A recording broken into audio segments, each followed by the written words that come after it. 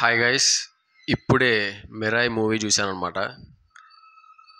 Tickets book చేసుకోవచ్చా, skip చేయొచ్చని ఒక్క ముక్కలో చెప్పాలంటే మీకు టికెట్స్ బుక్ చేసుకోండి. నేను ఒక వైబ్లో ఖచ్చితంగా టికెట్స్ బుక్ చేసుకుని నేను ఎందుకు చెప్పలేదంటే సినిమా నాకు అబోవ్ యావరేజ్ అండ్ ఓకే అన్నట్టుగా అనిపించింది. Welcome to my channel guys. మీకు షార్ట్ అండ్ స్వీట్గా మిరాయ్ మూవీ రివ్యూ కావాలంటే ముందుగా ఏం లేదు, నన్ను సపోర్ట్ చేయాలనుకోండి కింద ఉన్న white colour like button black colour వేసేయండి. Okay, welcome to my channel guys. Mirai movie చూసి వచ్చానమాట.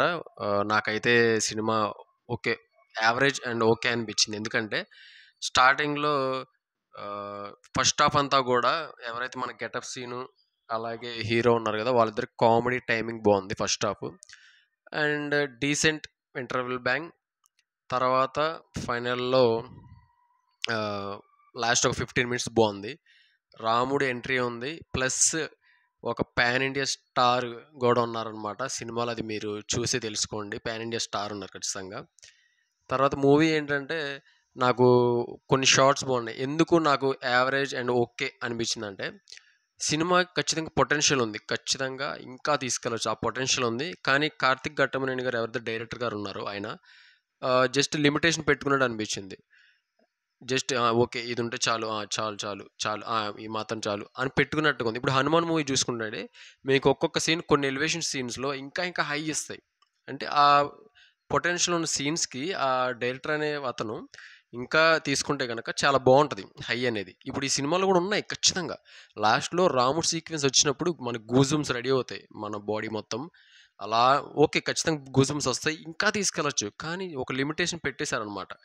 అసలు రాముడు అంటే ఆ ఎలివేషన్ అనేది ఇచ్చుకోవచ్చు, ఆ వైబ్ అసలు వేరేది ఉంటుంది. ఆ వైబ్ అంటే గుర్తొచ్చింది, ఈ సినిమాలో అసలు వైబ్ అనే సాంగే లేదబ్బా. ప్లస్ నేను చూసిన తెలుగు ఫిలిం ఇండస్ట్రీలో హీరోకి ఇంత దరిద్రమైన ఎంట్రీ సీన్ ఏ హీరోకి లేదబ్బా. నాకు తెలిసి లాస్ట్ టైం భైరవ్ మూవీలో బెల్లంకొండ శ్రీనివాస్ గారికి వర్స్ట్ ఎంట్రీ సీన్ ఉంది. అలాగే దీంట్లో తేజ సజ్జా గారి వర్స్ట్ ఇంట్రో సీను. నాకు చాలా చిరాకు వేసింది ఆ ఇంట్రో సీన్. ఎలా ఉంటుందంటే డాబా మీద బట్టలు ఆరేస్తే ఎమ్మటి వాన పడితే ఎలా తీస్తారు బట్టలు, అలాగా సడన్గా ఒక టవల్ తీస్తే మనోడు ఫేస్ కనబడుద్ది. అంత దరిద్రంగా ఉంది. Sorry for that. సినిమా అయితే నాకైతే ఓకే, టికెట్స్ బుక్ చేసుకోండి, బాగానే ఉంది. First of comedy, interval bank, ఒక గ్రద్దతో ఒక 2 సీన్స్ వస్తాయి, ఆ షార్ట్స్ బాగున్నాయి. ఫైనల్ 50 మినిట్స్ బాగుంది. ఓవరాల్ చూసుకుంటే నాకైతే ఓకే, మీరు కూడా బుక్ చేసుకోండి. సినిమాలో థియేటర్లో చూడాల్సిన సినిమాని ఖచ్చితంగా ఇది. ఎంటర్టైన్ అవుతారు. కానీ నాలాగా సినిమా నుంచి ఇంకా ఎక్స్పెక్టేషన్ పెట్టుకుని ఇంకా ఇంకా కావాలనుకునే వాళ్ళకి ఆకలి తీరదు. నా ఆకలి తీర్చేంత సినిమా ఎప్పుడు వస్తుందో మరి చూడాలి. ఓజీ వెయిట్ చేస్తున్నా.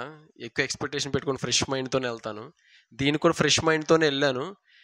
కాకపోతే నా ఎక్స్పెక్టేషన్ రీచ్ అవ్వలేదు. కానీ ఏదైనప్పటికీ ఓకే, నేను పెట్టిన టికెట్కి అయితే వర్త్ అనిపించింది. మీరు కూడా ఎంటర్టైన్ అవుతారు. Thank you.